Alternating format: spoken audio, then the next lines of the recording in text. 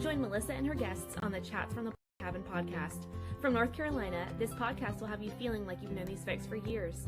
Listen in as they chat about life, culture, current events, and more, all with a special Southern flair. Curl up with your favorite beverage and get ready to be entertained. Tune in now for a unique experience that's fun and insightful. Hey y'all, welcome back to another episode of Chats from the Blog Cabin, the show where I virtually invite people into the blog cabin to chat about life. And today we are chatting with Stephanie, who is the author of Sipping Sense. And we're going to be talking about one of my favorite subjects, which is wine. So Stephanie, before we start talking about your book and wine, tell us a little about yourself. Sure. So I have been immersed in wine for probably somewhere around 30 years. Back in the early, like 1990, somewhere around there, I actually really started to think I really liked wine and why. And I had to start thinking about why do I like wine? And so, many people start a book club. I started a wine club. And our wine club came together to learn about wine and create community. There were 12 of us. We had to host one once a year because the whole premise of hosting was that you had to have some kind of education because we just want to come together and drink. So we started down the road of learning about wine. And from there, I actually fell in love with the industry itself. And from that, I opened my own wine store. I started a network, and now we're talking about a book I wrote about wine. So it's been a journey of love and a journey of community. So when did you first started getting interested in wine? Because obviously sometimes wine is not what people like to drink. Some people like the hard liquor, they like the beer. Some feel like the wine is just like too much tannins and too much aftertaste. So what made you get so excited about it? So, like everybody else, I had to train my palate to like all the different types of varietals and flavors. My friends and I were at a restaurant in Boston, because that's where I live. And at the restaurant, they had what I had first seen called flights on the menu. French owned restaurant chain. And of course, being French, they had all kinds of different varietals on the flights. And the first thing that came to my mind is I only know white Zinfandel. So what are all these other varietals on the menu? I had Chardonnay and I had Merlot, but mostly all I could think of was red and white and pink. And so that piqued my interest because I wanted to know what they tasted like. And from that piquing of my interest that night, I asked the folks that I was with that night, did they want to start a wine club and learn about wine? I ordered a white flight and enjoyed a couple of the wines on that flight. So I knew, okay, so this might be something I might be really interested in, and it tastes good and it went well with the foods that I was eating that night. Hence the beginning of the wine club. It was really more about being exposed to a flight at a restaurant to my interest around the learning and expanding my palate. So tell people that don't know, I know what flights are, but tell people who are listening or watching what flights of wine are, because a lot of people are like, flights, you go into the airport and you took a flight, because that's what a lot of people think of flights. Right. So it wasn't an airplane flight, that's for sure. But a flight of wine is when they actually pick 3 different varietals or 3 different grapes, because in wine language, you might call a grape a varietal. They pick 3 different grapes, and those wines are what are given to you on that flight. A lot of people have whiskey flights and other types of flights. A wine flight is usually 3 different varietals. Most of the time, whiskey flights would be still all whiskey, but 3 different manufacturers. On a wine, 3 different grapes. So I might have a Chardonnay, a Pinot Grigio, and a Tarantus for those are all 3 different grapes that people make white wine with. So sometimes there could be all white wines on a flight, could be all red wines on a flight, and sometimes they get mixed up. So what made you take that passion, that very start, to where you decided to start a wine club with your friends, and then you went in, and I believe I read in your bio that you even started making wines as well, and then going to write this book? I mean, that's a big journey of getting into the wine business. Well, that actually, Melissa, that actually happened over the course of about 25 years. So it's not all at one time. Because I actually had a lot of interest in wine and had my wine store and the wine club and all that, and worked full time too. So it was a passion. We always call it a hobby gone amok, because it started out really as a hobby and a wine club, like a book club, and turned into something that became more of something that I was doing as a career. I would call it a career, because at this point it probably is a career. It just had two different careers. So it really, I think the real perking of the interest to actually turn it into a career was a trip to Napa. My friends and I, who were in the club, went out to Napa as part of the club. This is way before it was anything other than a club. And we had met 2 or 3 winemakers and wine companies, just us doing the research on creating the trip for out to Napa.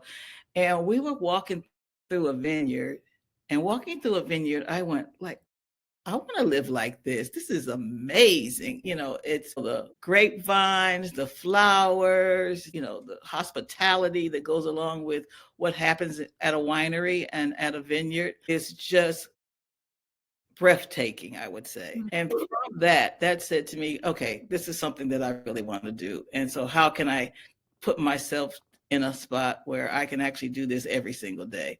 So that's really the ability to actually visit a real vineyard really kept me heading down the path of, I want to make this something I want to do all the time. And I'm sure once you visited a vineyard and then you went to another one, you learned different things from different vineyards too, and you kind of just put it all together. Yeah, so we became pretty famous. The wine club became pretty famous in the late 90s. And the reason why is because we all remember 9/11. And right post 9/11, there was a big push on community, friendships, community, family. People were really thinking about, how do I stay together as a unit, whether it's either one of those. And somebody noticed us out at a dinner, women out at a dinner. And because we were really actually involved with the wine director at the time at that dinner, they became, and so happened that was a writer for Newsweek. Oh, wow. And he was a big wine guy, a big onophile and an enthusiast. And so he asked us if we wouldn't mind actually doing an article about the wine club. And we said, oh yeah, we'll do an article about the wine club. And we invited him to one of our monthly meetings. And so he photographed us, interviewed us, talked about the community that we had created as women. We talked a lot about the industry itself at that meeting with him, at that luncheon with him, mostly about women not being we'll call respected in the wine, from the wine industry, and that we were the ones that were actually spending all the money. We were the ones going into the store and buying the wines, but we weren't we weren't thought about from an educational perspective, and so we really thought that the industry really needed to pay much more attention to females as consumers. The article got written in Newsweek, and from there, we were contacted by a couple of the winemakers out in California to come out and do a talk to a wine industry conference. And at that conference, we had a lot of fun, because at that point now it's just all fun. We're getting the industry what they need to do for us. After that conference, we were approached by one of the winemakers there about making our own wine. And that's how the Divas Uncorked Chardonnay came to fruition. Wow, that is like a story like you would not believe it. Just a group of friends that get together. And I love the fact that you said you weren't getting together just to drink. You were getting together to learn about the wine. Because a lot of time we're like, oh, we just need an excuse to get together and drink. But you wanted to make it educational as well. Now let's head on over to your book, Sipping Scents, which is a cookbook that you pair wines with. How did that come about? So the book came about around me really trying to pay homage to my legacy and my heritage, because a couple of years ago, I retired from corporate America and decided, what do I want to continue to do after retiring from corporate America? I didn't want to just, retire and not do anything. So I started thinking about, well, what can I do around the wine? And so I created Sipping Scents. And Sipping Scents is a network of wine enthusiasts, people who follow me to get information about wines, information about hospitality, information about entertaining. And when I started the network, one of the things that came about, a couple people said, well, tell us your story. Tell us, what's behind Sipping Sense. Why do you care about hospitality and entertaining so much? Mhm. Why does it matter how you go about doing it? You can do it on a shoestring, or you can do it, expensively. So, my thing is, you can have a beautiful experience from a hospitality perspective or a dining experience by just thinking about all the things you already have in your home. About that, my family came to mind, because a lot of my things in my home are heritage things that have been passed down to me from grandmother and great grandmother and my mother. And I thought about, well, is that the reason why I actually like to entertain so much? Because I saw my mother and my grandmother do it all the time. And back, in the 40s and 50s and 60s, everything was really all about presentation. I mean, even though you could be poor and you still have really nice things, and still family dinner was family dinner. It was no pick up something at the takeout place and bring it home. It was family dinner. So I always used to see my family really lay out the good stuff, especially during holiday time. And my mother was part of a bridge club. And so once a month, I would, see her actually either go to someone else's house for a bridge club or host bridge club. And that's where she brought out the nice china. That's where she brought out the nice, the nice silverware.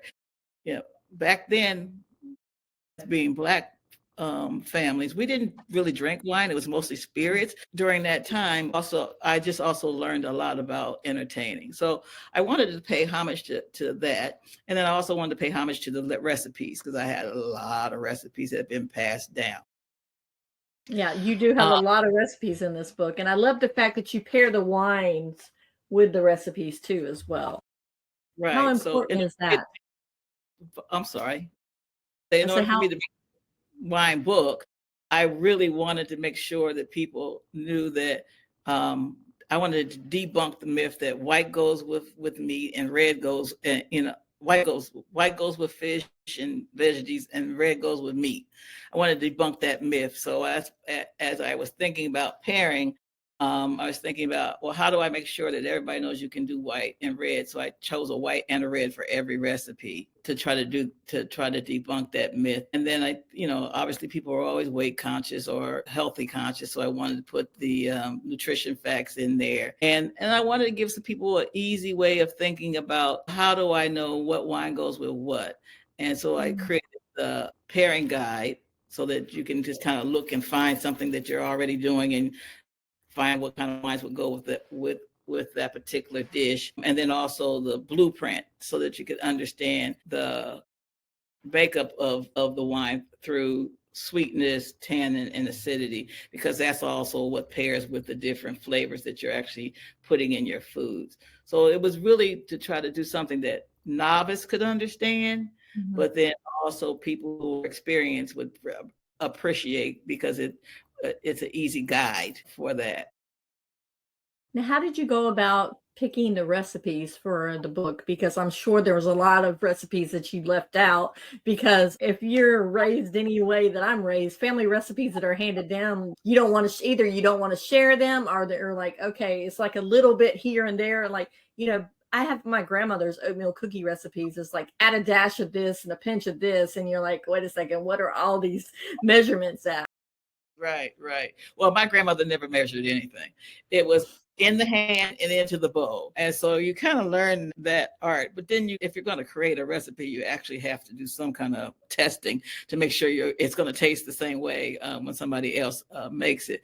But I picked the ones that were most important to me, the ones that I had memories behind. That's how I ended up putting the ones that are in the heritage chapter together. And then the other recipes, I'm married to a pescatarian, and anybody who actually makes a lot of fish, that's probably the hardest thing to pair anything with. So I wanted to create recipes that people could utilize and know that it's really all about the spices and the sauces that you put on top of fish, not the fish itself, because most white fish are very bland unless you have to use sauces and spices. So I'm really only pairing to the sauces and the spices and not the actual fish itself. And the same thing with vegetables. Some vegetables have very, unique flavors and you can pair to them. Some don't have hardly any flavor. So if you're picking tofu, doing something with tofu that has no flavor, it's all about what goes on there. So it's the same concept in the vegetarian dishes as well. So those dishes are,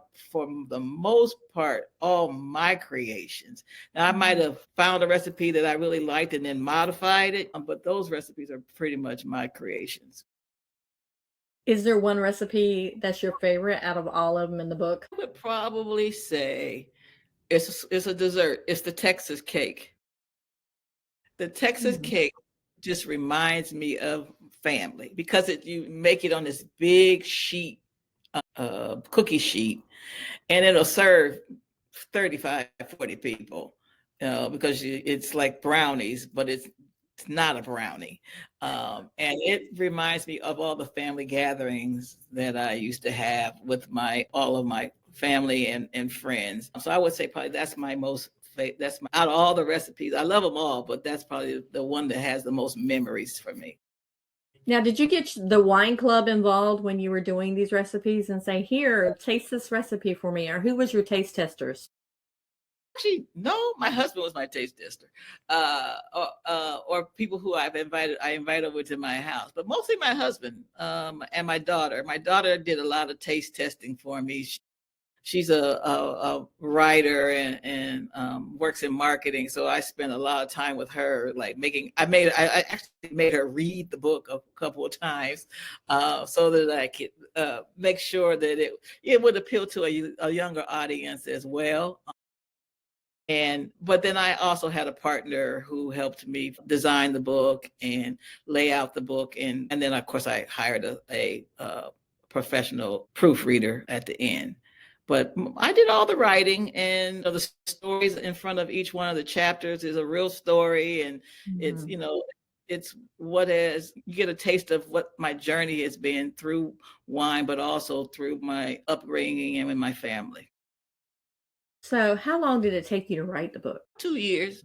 Took me about 2 years. It probably took me about 6 months to kind of figure out, okay, am I going to write the book and what needs to be in the book? And then I started gathering recipes, trying to figure out which recipes are going to go in the book. I would say about a year that was fine-tuning the recipes, making sure that they were repeatable, and then also thinking about what wines go with the recipes while we were designing the book. And, when you write a book, and I don't know if you've ever written one, but if you write a book, always, when you're going to finish it, when you're going to finish it, when you're going to finish it.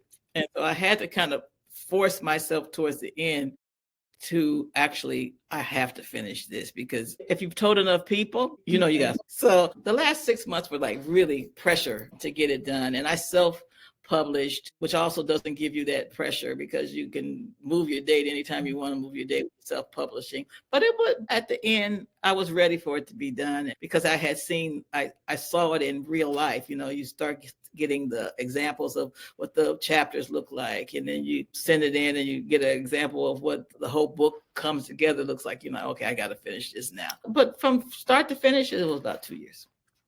Was there one recipe that it took you like forever to finally get it down in the book because it was like the taste was off just a little bit? For sure. Now, our time is almost up, but I do have one question for you. What did it feel like when you were holding your book in your hand for the very first time and know that it's actually been published and you're like, I did this? How did it feel for you? And how did your husband feel about it? And how did your daughter? Because you said your daughter had a lot to do with it too. Wine can bring people together for sure, but they also can tear people apart if they drink too much of it at one time. but definitely they can bring people together. That's awesome. Now, Stephanie, thank you so much for coming on. Tell people where they can find you at and also where they can find the book. And the book is on Amazon. Once again, it's a cute little book, which is weird because Amazon, if you type something up, you can get like multiple things and it's not even what you're looking for. So Stephanie, thank you for coming on. And I love the fact that you wrote this book. I love the fact that you added your heritage to it and talked about how it doesn't take a lot to entertain. If you don't have to spend a fortune to entertain. And I love that. And I love the fact that this book was brought out from a community that you started back, or you were involved back, what you said, 9/11, before 9/11, the wine club, and that just kind of evolved into it. So thanks so much for coming on and for sharing your passion. All right, guys, I will put in the show notes where you can find Stephanie as well as where you can find the book. And as always, keep chatting. This Women's History Month, so I'm glad that Stephanie was able to make a time to come in for Women's History Month. So until next time, keep chatting.